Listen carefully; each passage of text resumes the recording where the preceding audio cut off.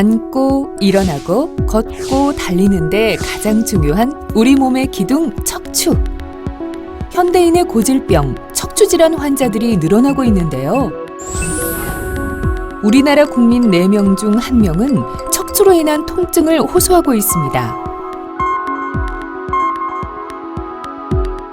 척추 통증이 오래되었다면 먼저 전문의에게 진단을 받으셔야 합니다. 병의 원인이 무엇이고 그 상태가 어느 정도인지를 정확하게 아는 것이 매우 중요합니다. 원인을 정확하게 알아야 해결 방법을 찾을 수 있습니다. 우리 몸의 골격을 유지시켜주는 척추는 목 부위 7개의 경추, 가슴 부위 12개의 흉추와 허리 부위 5개의 요추, 그리고 천추와 미추로 이루어져 있는데요. 척추뼈 사이를 연결해주는 추간판, 즉 디스크는 몸을 움직일 때마다 충격을 흡수하는 완충작용을 하며 척추는 척수신경을 보호하는 역할을 합니다. 한 번 손상되면 사지마비는 물론 생명까지 위협하는 경추질환. 잘못된 자세나 퇴행성 변화 등으로 인해 신경을 누르는 게 원인인데요. 뒷목이 뻣뻣하고 저리거나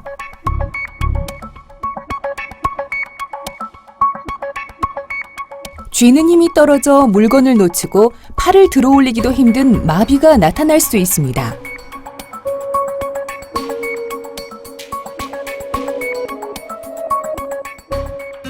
약물요법과 물리치료, 신경차단술 등의 비수술적 치료로 증세가 호전되지 않거나 팔다리에 마비가 나타난 경우에는 수술적 치료를 고려해야 합니다. 엑스레이하고 MRI 검사에서 보이는 5번, 6번 디스크가 이렇게 돌출이 돼 있어요. 그래서 그게 이제 신경을 누르기 때문에 환자분들이 느끼시는 건 목의 통증보다 어깨하고 팔로 내려오는 통증이 더 느껴지시는 이유가 그 이유 때문에 그렇습니다. 경추 질환에 있어서 신경이 약해질 위험성이 있거나 이미 약해지고 있는 과정에 접어든 환자는 수술적 치료가 필요합니다. 이미 마비가 진행되거나 신경 손상이 심하면 다시 원상태로 돌아가기는 어렵기 때문입니다. 수술은 미세 현미경을 보면서 진행되기 때문에 신경과 혈관, 근육 조직을 좀 더 정확하게 구분할 수 있는데요. 먼저 비정상적으로 자라나와 있는 뼈 조직들을 제거하고 두꺼워진 인대도 절개해 신경을 풀어줍니다. 그 다음 디스크를 제거하고 생긴 빈 공간에 인공 디스크를 삽입하거나 자신의 골반에서 채취한 뼈 조각 또는 인공뼈를 채워 넣어 아래 위 척추뼈를 유합시켜줍니다. 찌릿한 허리 통증, 요추 질환. 앉았다 일어나기 힘들고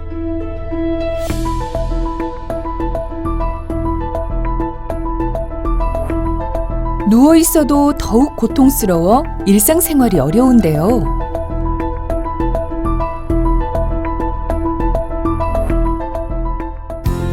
(6개월) 이상 비수술적 치료를 진행해도 효과가 없거나 심한 통증, 감각마비, 보행장애, 대소변 기능장애가 있다면 수술적 치료가 필요합니다. 신경이 내려가는 게 보이는데 중간에 이렇게 까맣게 보이는 부분 때문에 좁아져 있는 현상이 있는데 그걸 협착증이라고 그러고, 이렇게 까맣게 좁아지는 거는 앞에서는 디스크, 뒤에서는 후관절하고 인대 등이 두꺼워져서 앞뒤에서 이렇게 신경 공간을 좁히고 있습니다. 나이가 들면 추간판의 높이는 감소하고 관절과 인대는 두꺼워집니다. 불필요하게 뼈들이 신경을 지나가고 있는 자리로 자라나오게 되는데요. 그 결과 허리 부위의 척추관이 좁아지고 신경이 눌리면서 요통이나 다리의 통증과 같은 다양한 증상들이 나타납니다. 이것을 요추관 협착증이라고 하는데요. 보통은 50대 이후에 많이 증가하게 됩니다. 수술은 좁아진 신경관을 넓혀주는 감압술부터 척추관을 감압하고 척추체를 고정하는 고정술까지 다양한 방법이 있는데요. 먼저 신경을 누르고 있던 뼈와 관절, 인대를 제거합니다. 아울러 디스크를 제거한 자리에 몸에서 떼어낸 뼈 조각을 다듬어 채워 넣습니다. 몸에서 나온 뼈 조각만으로는 부족하기 때문에 케이지라 불리는 작은 금속 틀에 뼈 대체물을 함께 채워 넣습니다.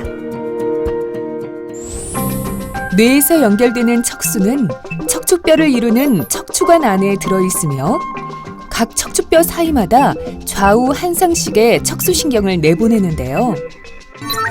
척수신경은 뇌와 말초신경을 연결해주는 통로로 손끝, 발끝 등에서 전해지는 감각과 운동 정보를 뇌에 전달해주는 역할을 합니다. 척추 및 척수 종양은 통증이나 저림, 마비 등 신경학적 증상이 서서히 진행되는데요. 자세를 바꿔도 통증이 호전되지 않으며 쉴 때나 밤에도 나타납니다. 전이성 종양이라는 게 또 있는데요. 우리 몸에서 이제 암이 어디서든 생겼던 암이 폐나 간이나 뼈의 전이가 잘 되는데 그 중에 한 대 잘 되는 부분이 척추입니다. 그래서 척추에 전이 종양이 생겼을 때 대부분 많은 경우가 어디서부터 생긴 전이성 종양인 경우가 제일 많아요. 환자의 나이, 전신 상태, 증상, 종양의 위치 및 종류에 따라서 각각의 환자에 있어서 치료 목적과 범위를 정하게 되는데요. 대부분 전이성 종양은 삶의 질을 개선하기 위한 목적으로 방사선 치료와 수술을 고려하게 됩니다. 하지만 원발성 척추 종양이나 척수 종양은 완치가 가능하다면 이를 목표로 하는 수술과 방사선, 항암 치료 등을 실시할 수 있습니다.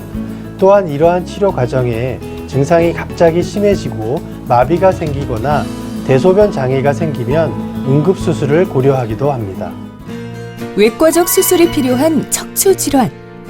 정형외과 김영훈 교수는 절개 부위를 최소화하는 최소 침습 척추 수술을 시행해 왔는데요.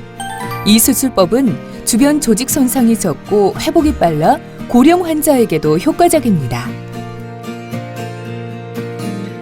안정성과 그 효과가 입증되어 척추 변형의 국제학회인 세계 척추측만증 연구학회에서 최고의 연구에 수여되는 힙스 어워드 노미니에 선정됐으며 척추 분야 최고 권위의 국제학술지인 스파인에 게재되기도 했습니다. 다른 부위의 통증도 그렇겠지만 척추 질환의 경우 특히 삶의 질과 연관이 가장 높습니다. 마비나 대소변 장애가 있는 경우는 더더욱 그렇습니다. 이런 환자분들의 어려움을 이해하고 어루만지면서도 정확한 진단과 그에 맞는 치료로 최선의 결과를 낼 수 있는, 그리고 언제라도 환자들이 믿고 기댈 수 있는 그런 의사가 되고 싶습니다. 정형외과 김용훈 교수는 한치의 오차도 허용하지 않는 정확한 수술로 환자의 삶의 질 향상에 노력해왔습니다. 미세 현미경 수술의 권위자이며 환자 맞춤형 치료를 시행하는 척추질환 명의 김용훈 교수. 그는 척추질환으로 고통받고 있는 환자들이 척추를 펴고 마음껏 걷고 손을 쓰는 그 평범하고도 당연한 일상으로 돌아갈 수 있도록 난치성 척추질환을 해결하기 위한 최선의 노력을 다하고 있습니다.